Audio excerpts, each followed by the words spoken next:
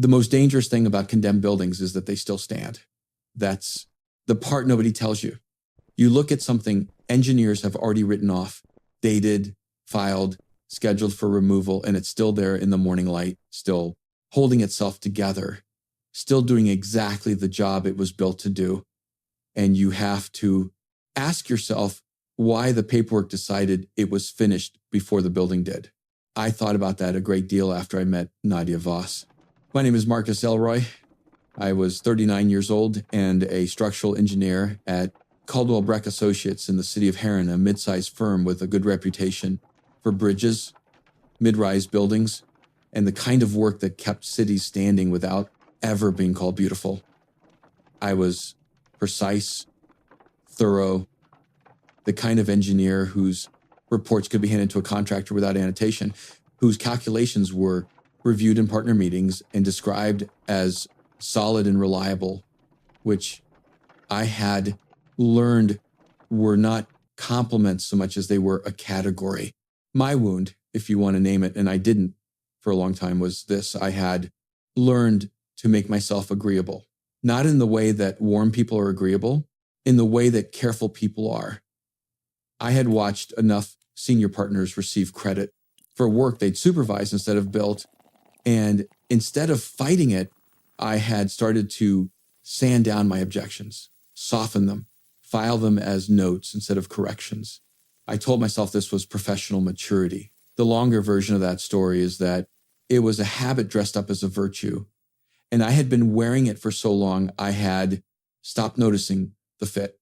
I had been in a relationship like that once to a woman named Claire who was kind and direct and had tried very sincerely to find me underneath my own careful surface, and eventually concluded rightly and without cruelty that I wasn't going to come up on my own.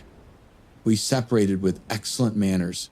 I had been alone for 3 years and called it recovering, when what I meant was that I had stopped expecting anything from a room before walking into it. That's the kind of person I was the morning I met Nadia Voss on a condemned bridge at 6:17 in the morning, when we each thought the other was trespassing. The Hollis Crossing was a 1930s steel truss bridge over the Crail River in Herons. North Quarter, it had been decommissioned for vehicle traffic 2 years earlier after a routine inspection found fatigue fractures in the lower cord members. Demolition was scheduled for that Thursday. I was there on Tuesday morning because my firm had been contracted to verify the failure documentation to confirm the structural report justifying demolition was sound, that the city wasn't tearing down something recoverable. I had read the report 3 times in my car before driving out. The report was probably right, but there was a secondary load path in the original truss geometry that the inspection team hadn't factored into their analysis. A 1,934 design detail that made the bridge slightly stronger than anyone had calculated. I wanted to see it before I signed my name to someone else's conclusion. I arrived at 6:09. The bridge sat behind chain link fencing with padlocked gates and a sign that said, "Hazard area authorized personnel only." I had authorization. My firm had a permit on file. I let myself in, locked the gate, and walked onto the deck. The Crail was low that morning.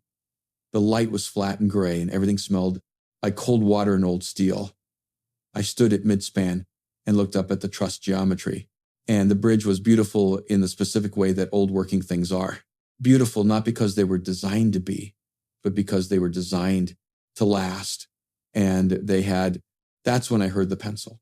Not a structural sound, not the low resonance of steel adjusting to morning temperature. A pencil on paper, fast and purposeful. I turned. She was sitting on the walkway railing on the opposite side of the deck, which was high enough above the river that my engineering brain briefly went very still and quiet with alarm. She had a small fabric-bound notebook open across her knees, a mechanical pencil in her right hand, and the absolute total stillness of someone who had forgotten that other people existed. She was sketching the truss geometry of the bridge she was sitting on without looking down the way you do when your hands already know a building the way your hands know a face. She hadn't heard me. I should have called out immediately. I was 30 feet away on a condemned structure, and she was balanced on a railing above a 20-foot drop to slow water, and the professional and correct response was to announce my presence calmly and ask her to step down. Instead, for 3 seconds, I watched her draw, and I understood something I would not have language for until much later. She was not sketching the bridge the way a tourist sketches a landmark. She was documenting it the way you document something you're about to lose and need to keep. There is a difference in the hand, in the speed, in the angle of the wrist. Some people arrive in a room and the whole thing reorganizes around the quality of their attention. She looked up then and found me across the deck with the immediate flat assessment of someone who runs a rapid evaluation on every unfamiliar thing and trusts the result. You're the structural engineer, she said. Not a question. A deduction delivered like a fact she'd already filed. How did you know that? You looked at the lower chord first. She tilted her chin toward the diagonal truss. Members, not the deck, not the pier cap. That's not what an inspector does. That's what someone does when they already know where the problem is and came to see it in person. I had no useful response to that.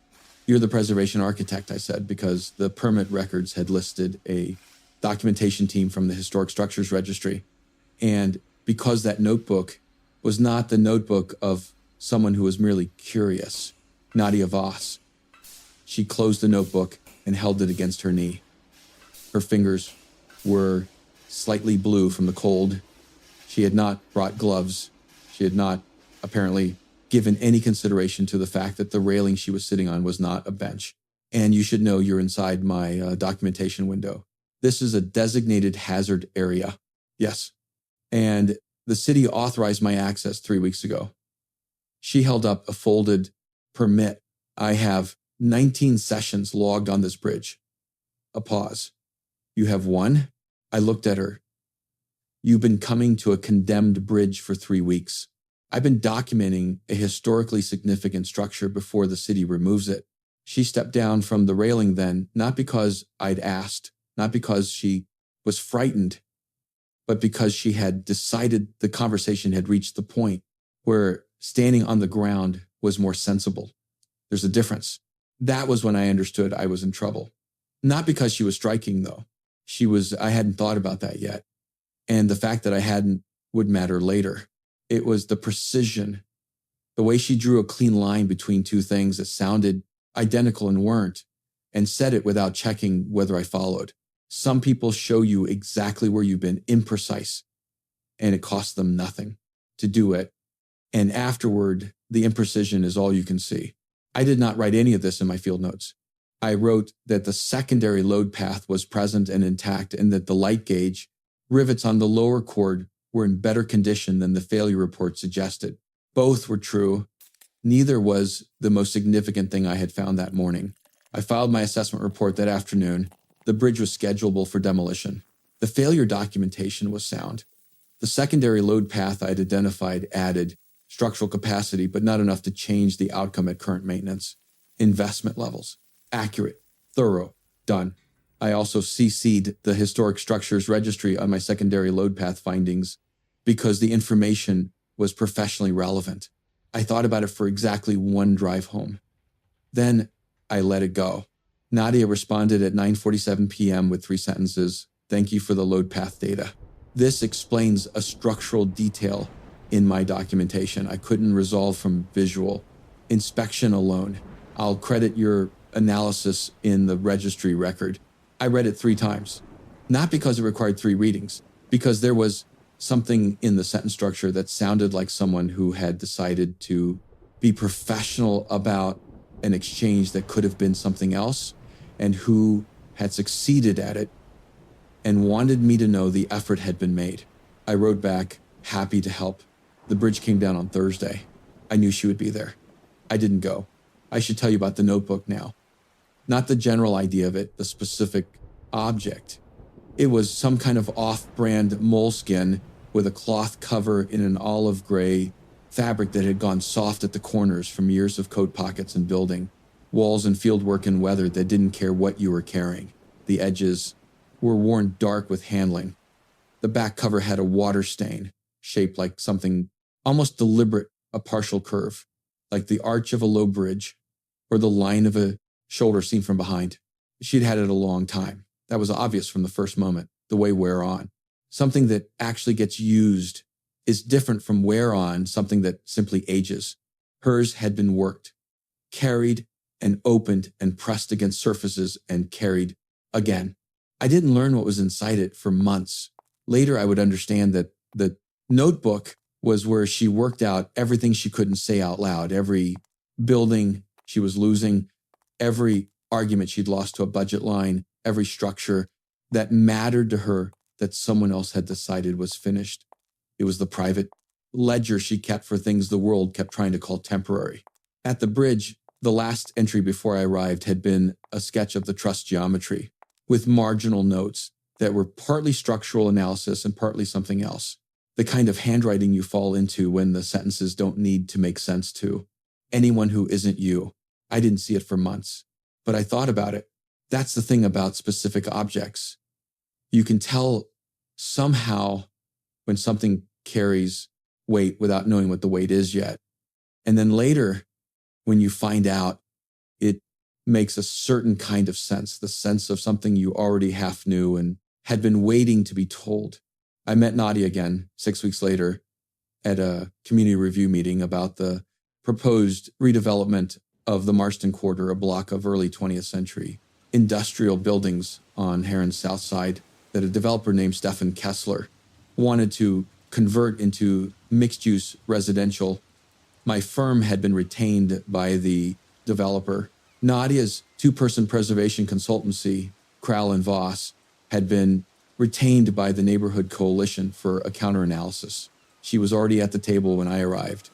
She looked up from her folder and her face did something that wasn't a smile and wasn't the absence of one something. In between that was more honest than either. Structural, she said. Preservation, I said. She almost smiled. Didn't. We spent 3 hours disagreeing with each other, precisely and productively. And for the first time in years, I found myself sharpening my arguments because I could feel where she was going to push back before she opened her mouth. And the sensation was not uncomfortable. It was the opposite of uncomfortable. It was the feeling of being in a room where the standards were high enough to mean something. At the end of the meeting, we had agreed on a structural preservation compromise that neither of our clients entirely loved and both accepted. Nadia stood, collected her folder, and said, "Your load path data is good. Your masonry analysis was accurate. I know. Flat, not arrogance. The satisfaction of someone who had done the work and trusted the outcome. We should talk before the next review meeting. The basement foundation. I think we're going to disagree. Probably. I usually win those." She left before I could decide whether that was arrogance after all. It was not. That was the problem. It was simply true. That meeting was the beginning of what became 4 months of professional collaboration and increasingly precise argument. We disagreed constantly. Every disagreement was specific and left me with something to think about afterward that agreement would not have given me. She asked historical questions to get to structural answers. I asked structural questions to get to physical ones. Together, we built arguments neither of us could have built separately. I noticed at some point that I had stopped softening my objections when she was in the room. Not because I was performing, because softening them in front of someone who would catch the softness felt like a kind of dishonesty. I had stopped being able to afford someone at the firm, a colleague named Theo, who managed most of the North District portfolio, looked up from a desk one afternoon and said, without looking at me, Nadia Voss asks about your load reports before I've finished sending them. He paused. Just an observation. She's thorough, I said. He went back to his screen. Sure? I drove home that evening thinking about thoroughness. I had spent 11 years being careful with what I wanted and calling it professional. I was good at the technical description of that, not so good at the interior one. The tension was there. I knew it was there. I was simply very good at not walking toward it. That was a skill I would have to unlearn. I didn't know that yet. The Kessler Group client dinner was at Heron Grill, private dining room, mahogany, table, low light, at the flattering price point. Stefan Kessler sat at the head, 50s, careful hair, the comfortable ease of old money that has stopped needing to prove itself. Beside him were 2 project managers and 3 coalition members. Across from me, Nadia, and beside me, my firm's senior partner, Dale Alderman. Dale was 61 years old and had built Caldwell Breck over 3 decades by being exactly the kind of engineer clients found reassuring, decisive, confident, willing when a decision was large enough and a client comfortable enough to agree with the money. He was not a dishonest man. He was a practical one. And those 2 things had started to look the same to him a long time ago. I had known walking in that the evening would be uncomfortable. Nadia and I had been refining our structural preservation compromise for 2 months. It was a good solution, a partial foundation replacement that preserved 60% of the original masonry, maintained a historic street wall, met modern seismic code, and kept intact the things that made the block worth buying in the first place. Kessler had been told about it in general terms. Tonight was the full presentation. Nadia sat across from me. The notebook was in her bag, not on the table. She had dressed carefully for this room, dark jacket, nothing that could be read as decorative or sentimental. And she looked at ease the way people look at ease when they've been in rooms like this enough times to have stopped needing them to go well. The first hour was fine. We moved through the foundation work, the masonry analysis, the phasing timeline. I watched Kessler's face, and it was the face of a man who was listening and had not yet decided. Then Dale leaned forward. The real value proposition here, he said, with the comfortable authority of a man who had been building to this point all evening, is simplification. The historic elements are charming, but they're also load path complications. If we go with the full modern foundation pour and a new structural skin, we give the project a cleaner timeline and a significantly stronger sell to residential buyers. The table went quiet. Nadia's hands, which had been resting flat on the table, stilled, not tensed, stilled, like someone who has heard a sentence arrive exactly where they knew it would and is deciding how to carry it forward without dropping anything important. I knew what was happening. Dale was repositioning the compromise as optional. He was offering Kessler the easy path and dressing it as structural logic. It was not structural logic. It was a pitch. And it would cost 6 months of Nadia's preservation, analysis, and 2 months of our joint work the moment Kessler nodded. Dale looked at me briefly. The look that meant, don't complicate this. I had received that look before. I had done what it asked every time for 11 years. I had smoothed my objection into a note, a suggestion, a worth considering, and watched the correct answer get filed under someone else's name. I looked at Nadia. Her face was composed. She was going to argue carefully and professionally. And Dale was going to smile and redirect. And Kessler was going to choose the path of least resistance, because that's what people choose at dinner tables, when the path arrives with confidence. I reached into my bag and pulled out my load calculations, not the summary, the full analysis. 22 pages, thermal bound, annotated. I unfolded them onto the table. Stefan, I said, let me show you something. Dale looked at me. I did not look back. The original masonry walls in blocks C, D, and E are carrying 40% of the lateral seismic load in a distributed system that a new structural skin would have to reproduce from scratch. The historic fabric isn't complicating the load path. It is the Load path. I set the calculation sheets on the table and turned them toward Kessler. A full modern pour doesn't simplify this project. It replaces a working system at 3 times the cost, doubles the construction timeline, and strips out the exact fabric that distinguishes these buildings from every other mixed-use block currently for sale in Harran. Nobody said anything. Kessler picked up the top sheet. He turned it over. Dale's face had not moved. It was the face of a man who had prepared for several versions of this evening and not for this one. Walk me through the lateral system, Kessler said. I did. The dinner ended with the compromise intact. Kessler shook both our hands. Dale spoke to me in the lobby afterward. The conversation was brief. The substance was that this had been noted. The temperature of it was colder than 11 years of working relationship. I nodded and said I understood and meant it. I understood very well what had just happened, and I had done it anyway, and I would do it again, and we both knew it. I found my coat. When I turned from the coat check, Nadia was standing in the lobby, notebook in hand, looking at me with an expression I couldn't fully read. You didn't have to do that, she said. Not grateful. Testing. The same flat, direct assessment she'd used at the bridge. I know Alderman is going to make your year difficult. Probably. I can handle my own work in that room. I know that too. I met her eyes. That's not why I did it. Her jaw tightened slightly. She was holding the notebook against her ribs, fingers curved over the worn spine. Why then? I held her gaze. Because the load analysis was right and Dale was wrong, and someone at that table was going to say so. She considered this for a long moment. That's a very structural answer. I'm a structural engineer. Her mouth moved. Not a smile, yet the thing that happens just before smile when the smile is real and the person isn't expecting it.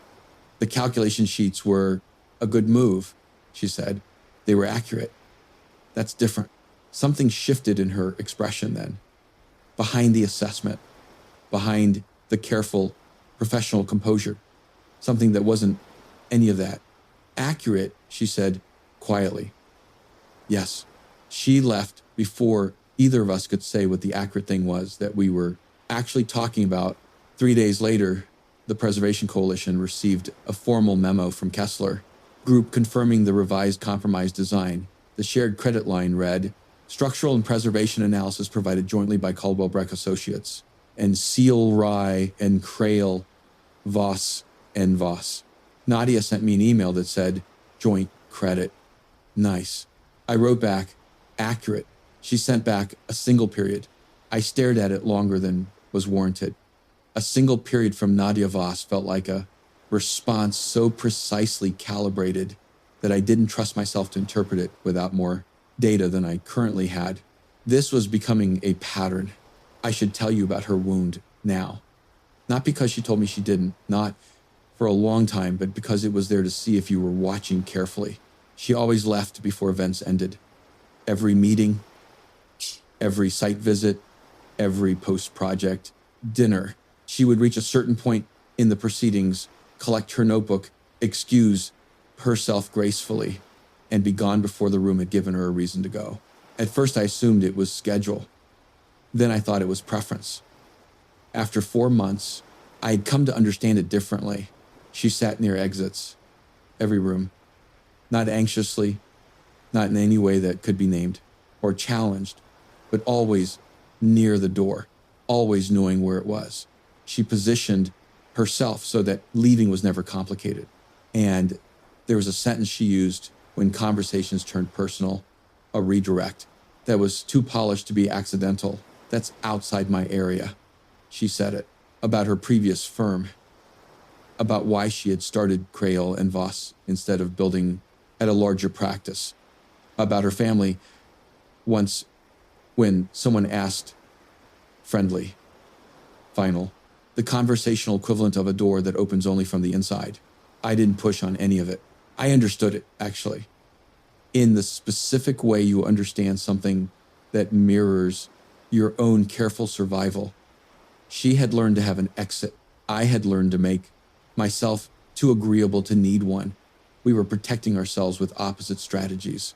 And neither of us had noticed because we hadn't let each other close enough to compare notes. The notebook appeared at a site visit 3 weeks after the dinner. We were walking the Block C interior.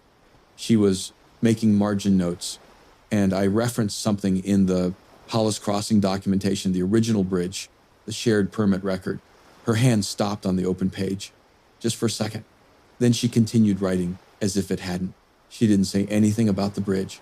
I didn't say anything about the pause.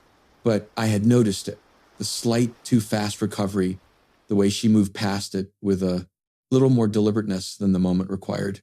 I said nothing. That noticing was the most intimate thing that had happened between us so far, and neither of us had said a word. The drift arrived quietly, the way drifts do, not as an event, but as a temperature change. We were still collaborating, still arguing well, but something between us had become slightly more careful on both sides. And we both knew it, and neither of us said so. And the not saying grew a texture of its own. She started scheduling our site visits with a third person present. Not conspicuously, practically. She would mention that her colleague Petra was joining, or that the coalition rep wanted to walk the block, and there was nothing wrong with any of it, and something slightly off about all of it. I started emailing things I would have previously said in person. This is what careful people do to each other when they are both afraid of the same thing. I drove past the site of the Hollis Crossing once, just the riverbank and the empty steel plate anchors where the piers had been. I sat there for 12 minutes. I drove home. The almost moment happened on a Tuesday in October. On a site walk through the Block D interior, Nadia and I had the building to ourselves. The crew had finished the foundation prep and the space was clear. The industrial floor had been stripped back to the original herringbone brick in the main hall, and the bare masonry walls rose 50 feet to open steel trusses under the roof. The afternoon light came through the north windows at a low angle, and the whole room was amber and cold and smelled like chalk dust and stone. She was photographing the herringbone floor in the northeast corner, crouched low, framing a shot at ground level. I was annotating the load path markings on the north wall, checking my column, spacing against the as-built drawings. The scaffolding on the south end shifted, just a groan. Standard thermal expansion, steel contracting in the afternoon. Temperature drop. Not structural, not dangerous. But she startled, reflexively, stepped back fast, and stepped directly into me, her back against my chest, my hand at her shoulder, already there, the body, moving before the mind catches up to the situation and decides what to do about it. She went very still. I was very still too. The scaffolding settled back into silence. I was aware of the specific weight of her, the smell of cold stone in her jacket, which had been outdoors all afternoon, the fact that neither of us had moved, the fact that the half second was becoming a second, and the second was becoming something that had to be chosen or not chosen. She stepped forward. "Sorry," she said. Her voice was even. "Exactly even. Thermal movement," I said. "Not structural. I know." She went back to the herringbone floor. I went back to the north wall. Neither of us said anything else, but her hand went to her coat pocket when she turned away, the pocket where the notebook lived, and stayed there for a moment, the way hands go to familiar things when something else is harder to hold. I drove home that evening and sat in my car in the building's parking structure for 19 minutes. I had spent 4 months treating careful as a synonym for safe. They are not synonyms. Careful is a decision about exposure. Safe is a description of ground. You can be careful on ground that has already given way under you and not notice the difference because the posture feels the same. I had been standing on failed ground for years and calling it stable footing because it had never asked anything of me. Standing in that building in October light with my hand at Nadia Voss's shoulder for 1 second, I understood that she was the only person in recent memory who had asked something of me by being exactly herself, without asking anything at all. I went inside. I didn't call her. I told myself this was professional restraint. The longer truth was that I did not know what I would say that I could take back. And I wasn't sure I wanted to take it back. And the combination of those two things made silence feel like the most defensible surface. This was, in the vocabulary of things I would later understand about myself, exactly wrong. 3 weeks after the Block D site walk, I was in the equipment room at Marston, quarter on a Thursday afternoon, pulling a set of structural drawings from the flat file. The door was open. I was not hiding. I had no reason to hide. Nadia's voice came from the hallway. Clear, low, controlled. She was on the phone. I know what you're saying. A pause. No, I've been managing this. A longer pause. I understand how it looks from outside, but I'm not doing this again. Her voice stayed level. I know the signs. I know when I'm making myself available to something that has already decided to stay careful. A pause. I'm not going to keep showing up somewhere I've been told by every single thing that hasn't happened not to expect anything. The equipment room door didn't squeak. She didn't know I was there. I stood with my hand on the drawing file and did not move. She was not talking about a building. I knew it the way you know a structural failure mode. The moment you see the right load case, not guessing, not hoping you're wrong, just recognizing the pattern with the cold, specific clarity of someone who has calculated this before. She had named it herself. She knew the signs. She was not going to keep showing up. Somewhere she'd been told by every careful thing I'd done and not done not to expect anything. She thought I'd decided. She was right that I had been careful. She was wrong about what it meant. But she had no way to know the difference because I had been precisely and thoroughly careful about not telling her. Her footsteps moved down the hallway. I stood there. I looked at the drawings in my hand and thought about what it means to be the load-bearing element in a system you've been pretending not to be part of, and how long a structure can hold before the thing that was never named becomes the thing that fails. I went home and took the Hollis Crossing drawing from my desk, a photocopy of one of Nadia's registry documentation pages included in the formal record she'd filed before the demolition, the truss geometry, her marginal notes, the handwriting I had recognized from that first morning on the deck. I had kept it because it was professionally relevant. I kept it again that night for a different reason, and I was done calling the difference, something I could afford to ignore. I called her the next morning at 8:06. She answered on the second ring. Ellroy, last name, economy of syllables, the tone of someone who has trained herself not to answer questions she wasn't asked. I need to talk to you, I said. Not about Marston. A silence. The weighted kind. The kind that means someone is doing a calculation. I have a site visit at 10, she said. Before 10, a pause. 45 minutes. Farland's on Wren Street. I know it. She was already there when I arrived. The notebook was on the table, open. She closed it when she saw me sit down. The coffee place was mostly empty, a student by the window, a man reading, something on a tablet near the back wall. The room smelled like espresso and old, wood paneling, and November outside the front glass. We ordered. Neither of us spoke for a moment. The silence between us was not the comfortable kind we were occasionally good at. It was the other kind, the kind that has a specific shape that presses against both sides of whatever's keeping it in. The equipment room, I said, last Thursday. You were in the hall on your phone. She stilled, just for a second. Then her jaw set slightly, and she looked at the closed notebook. You heard that. I wasn't hiding. I was in the flat file room. The door was open. She looked up at me.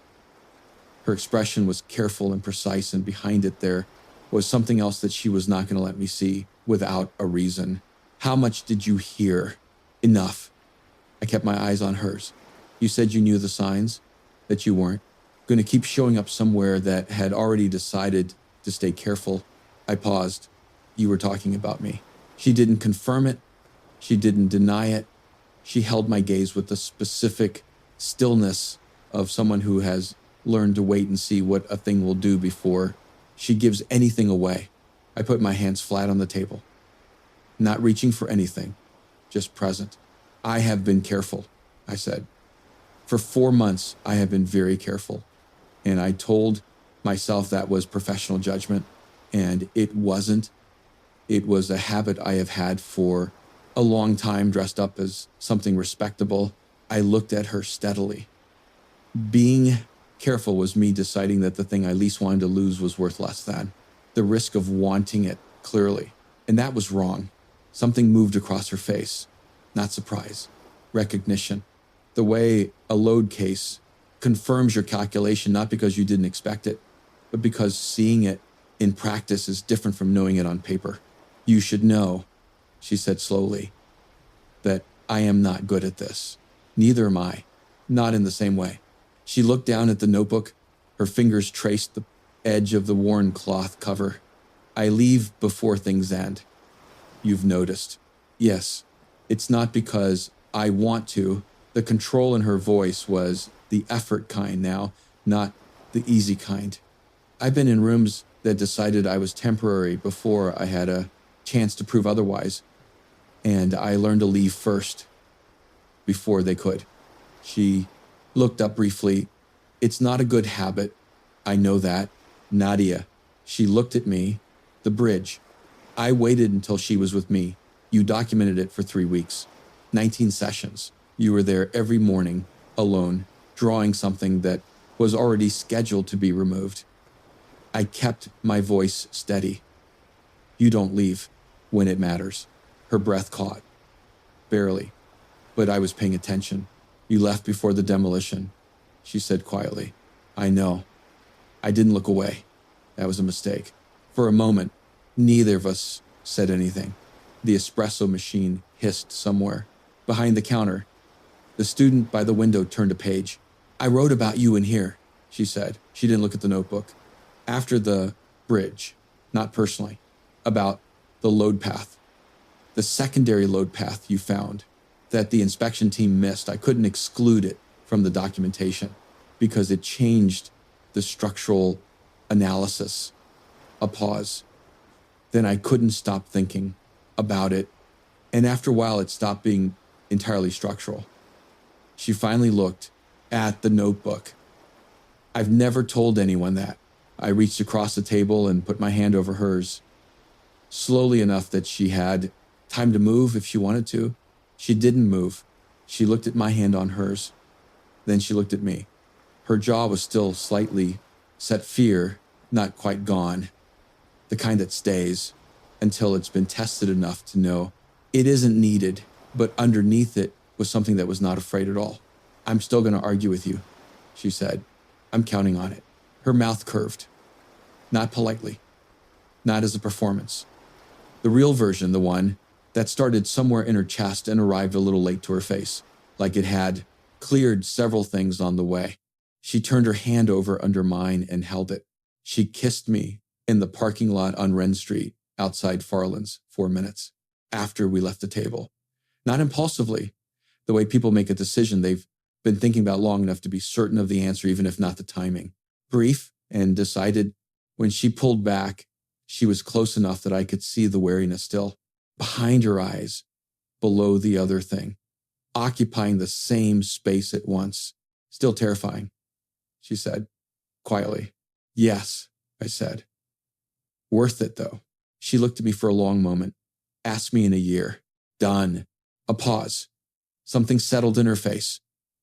You were late to the load path. I know. Don't be late to anything else. She walked to her car.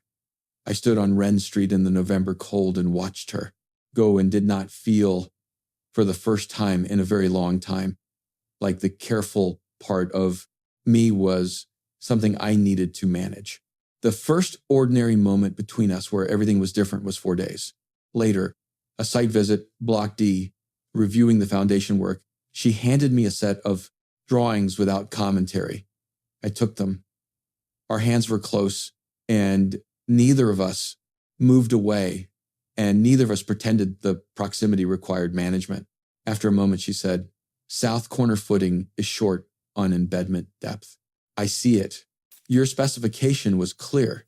The contractor misread section 4. I'll write the RFI. Make sure you reference the section directly. They'll claim the language was ambiguous. There's no ambiguity in it.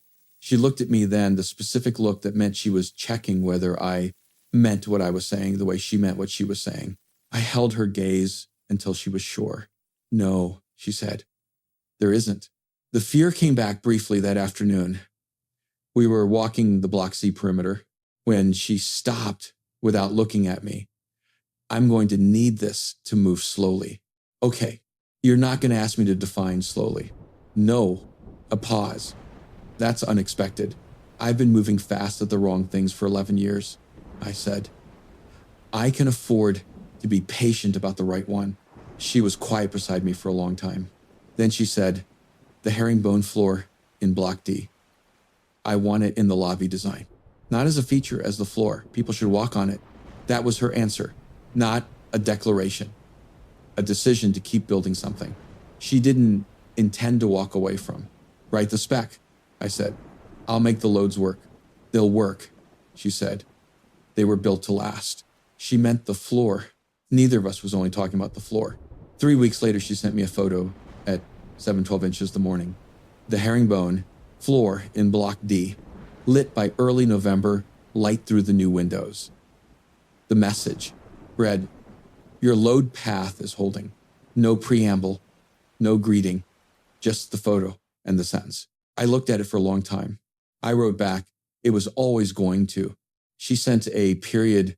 I had started to understand that a single period from Nadia Voss was the warmest thing she put in a text message, and I was completely at peace with that. 3 months later, the Marston Quarter project went to schematic design review. Our names appeared on the documentation together: Ellroy, Voss, structural, in preservation analysis, joint authorship. Nadia had insisted on the joint credit, language in the contract, as she had insisted on it in every contract she'd ever signed. I had watched her insist on it and understood, finally, that this was not about recognition.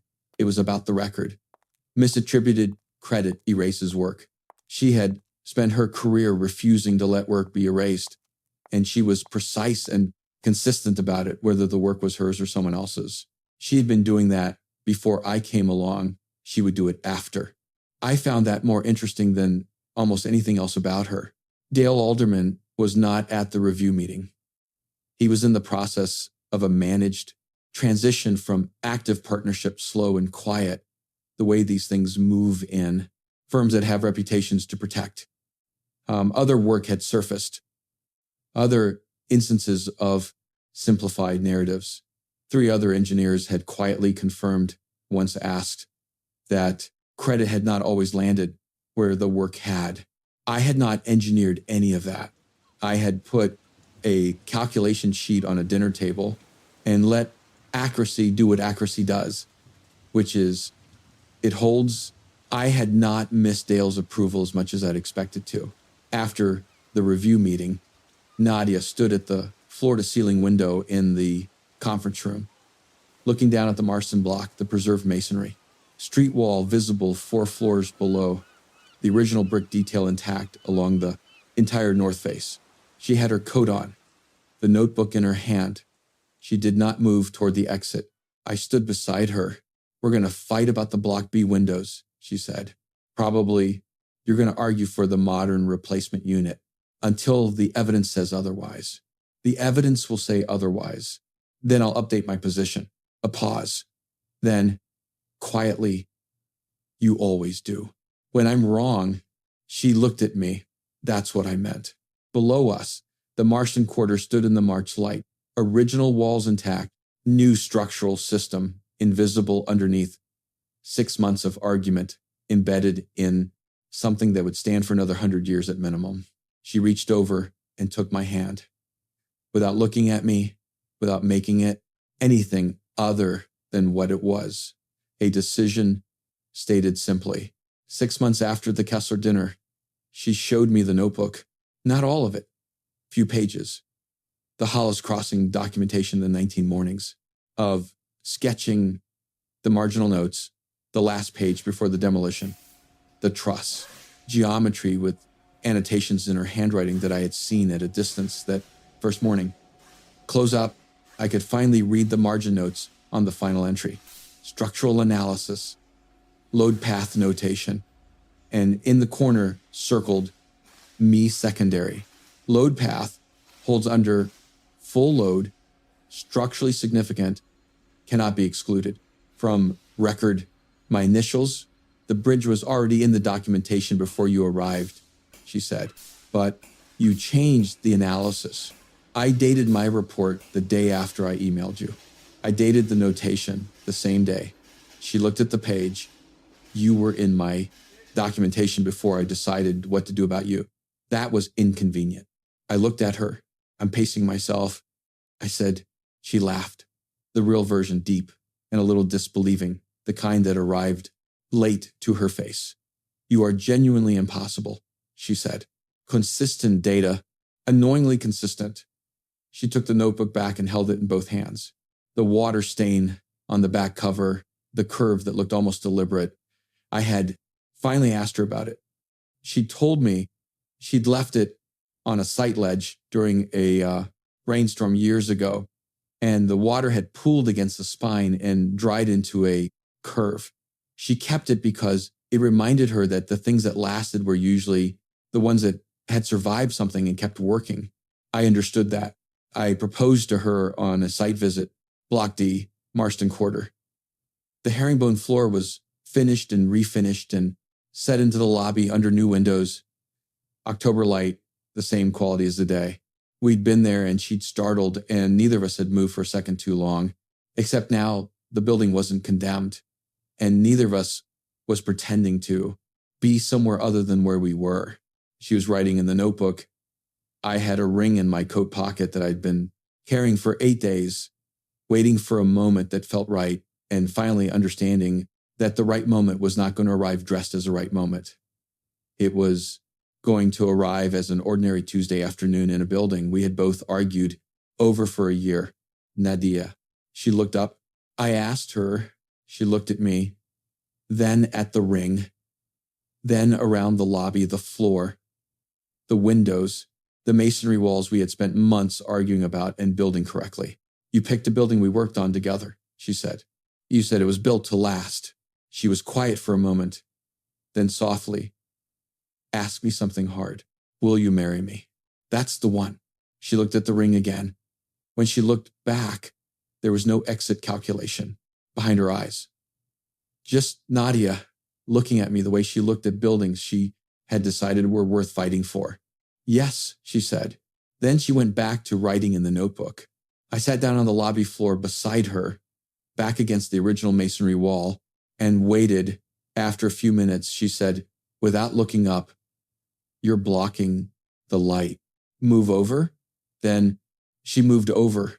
We sat in the building we had built together until the sun dropped below the block. Sea roofline and the lobby went amber and quiet. I did not feel like the careful part of me was something to overcome. It felt like the part of her had decided was worth staying for. I want to tell you the real shape of what it cost. I spent most of my 30s being careful and calling it wise. I softened every objection that mattered until it was unrecognizable. I let credit drift away from the work to whoever was louder about it, and I called that professional. I stood in a relationship with a good person and could not come up far enough for her to find me. And when it ended, I called it timing. Nadia spent years leaving before she could be asked to stay, positioning herself near every exit in every room, building a career so accurate and so well documented that no one could erase it, even when they tried. She had been right to do all of it. It had kept her work intact and her name on records and her heart in one piece. It had also kept her from staying anywhere long enough to find out what staying actually felt like. We were, both of us, very good at keeping ourselves safe. We were not very good at being present. There is a difference, I've learned, between those two things. The notebook is on our kitchen shelf now. She still writes in it new sites, new buildings, sketches of things she's worried about and things she's trying to save. The cover has a second water stain at the bottom corner, from last spring when she left it on our porch railing during a rainstorm and found it the next morning. She looked at the new stain for a moment, then made a note of it on the inside cover in her careful handwriting. Added to inventory. She always does. I told her once that I thought the original stain looked like the arch of a bridge. She looked at it for a long time. It does, she said. She paused. Or a shoulder. She closed the notebook. And that was the kind of conversation we had now, the kind where everything meant more than it said. And neither of us felt the need to translate it. And both of us knew exactly what the other had meant. This story is not, in the end, about a bridge or a building or a dinner table where someone put the right calculations down at the right moment. It's about what happens when you spend so long making yourself useful and undemanding and professionally manageable that you forget how to be present. And then one morning you walk onto a condemned bridge at 6:17 in the dark and hear someone drawing. And the whole careful architecture you've built around yourself develops a crack that no amount of softening can fix. You can maintain a structure perfectly and still never let anyone inside. That's the thing the bridge taught me, and the building, and the woman who documented both before anyone else decided they were worth keeping. Being careful and being present are not the same architecture. I know that now.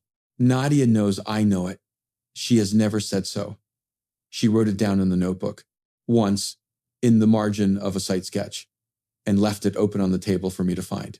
That's how she says the things she means most completely. I folded that page down at the corner so I'd know where it was. She saw it when she opened the notebook the next day. She didn't say anything. She sat down next to me and handed me the pencil. I want to ask you something. Is there someone in your life you've been careful around? Not because you don't trust them, but because you trust them a little too much and don't know what to do with that yet. Have you ever told yourself that caution was the same thing as wisdom? And then one ordinary afternoon realized you've been careful long enough to be losing something that was right there? Leave me your answer in the comments. I read every single one, and I mean that. If this story felt like something you needed today, share it with one person who might recognize themselves in it. You probably know exactly who I'm talking about.